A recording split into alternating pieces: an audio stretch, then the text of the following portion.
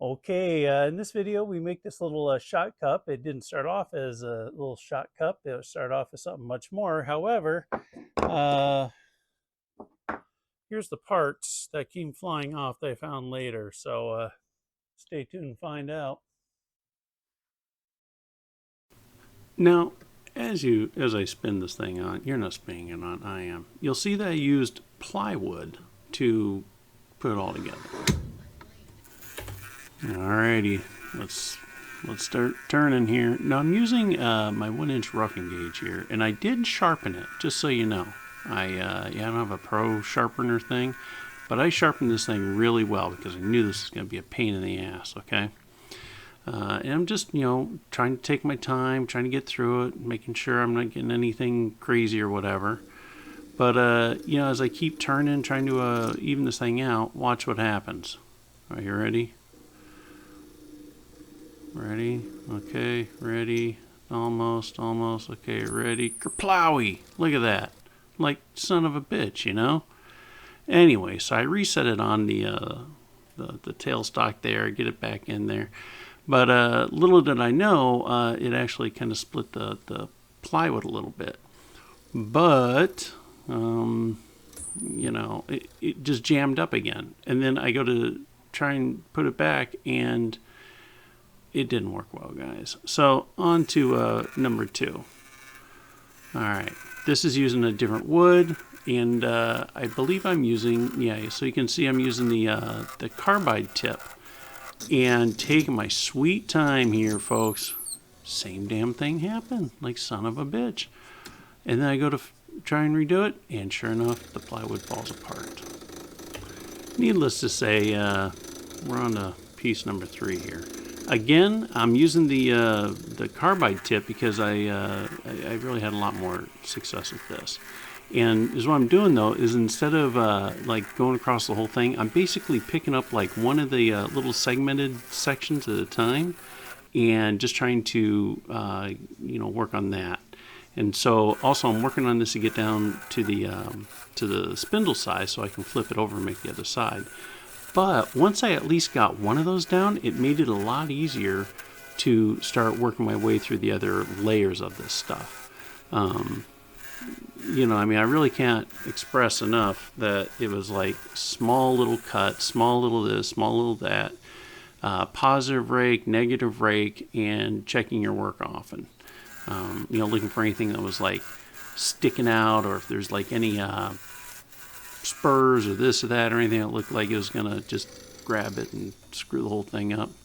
Anyway, so after a while, it took a long while, there we go. We have it round and a little tight, but it does fit the calipers. So I'm just cleaning that up a little bit there, and it's always satisfying seeing those chunks of wood come off.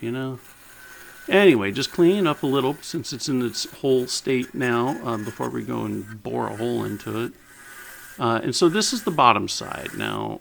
So the bottom has like the recessed part that goes to the, I don't know what you call the bottom of a cup. The bottom? I don't know.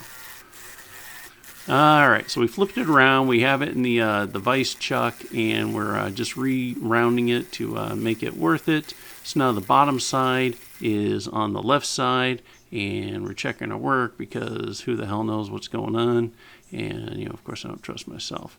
But it's feeling really good. I'm feeling pretty good about this stuff.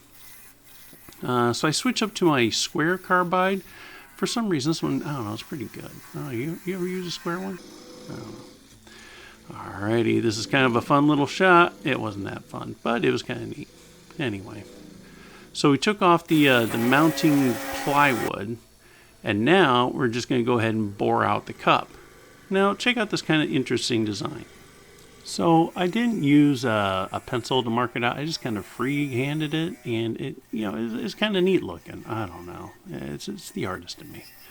Okay, so here's where this really gets fun. Okay, so I bored out to I think the 2-inch, and kerplowy, there I was, just trying to fix, just as we were getting in there, just to fix the lip of it to get a nice good look, and what happens. So here I am parting out that part that is all over. It just blew out, guys. I don't even know where the parts went. It was pretty funny.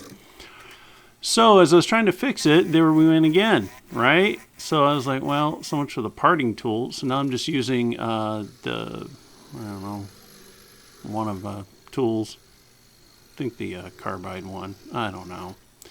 By this time, I was really ready just to throw this thing in the trash, but, you know, let's keep it going. So anyway, so here we are. Now, so since most of the cup is missing at this point, I had to go through and re-bore out everything.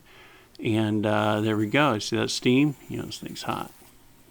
Just cleaned up a little. So now we took our sweet ass time. We were just like, yeah, let's just sand the rest of it.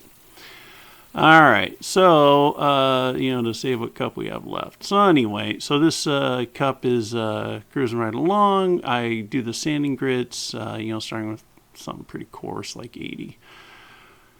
And then like 180, 220. And then I took it up to the 1000 grit, and boy, did it really shine up nice. All right, using the last tone, clean it up. And then after the acetone, we go ahead and we put on the cutting board oil, and voila. Alrighty, let's hope that my head is in the shot. All right, well, as you guys saw, this cup was this was a bitch and a half, man. Let me tell you. Need to finish up the bottom a little bit, but the segmented wood and doing the end grain stuff was a real challenge because first of all, use the carbide tip. I mean, as you saw in this video, like using the HSS steel, it just caught on that and it just jammed it up, and it was a pain in the ass. And then, you know, as you saw, oh, by the way, when I was cleaning up the shop afterwards, I found all the pieces. Anyway, so this is like a big shot cup. So pretty cool, real neat, real nice. That's about it, man. I think, so I'll try the other, I'll remount the other one, see if we can do that to the other ones. What a pain in the ass that was, man. Yeesh. You know, this real hardwood end grain. Use carbide tips and take your time. I mean, super, super small little cuts.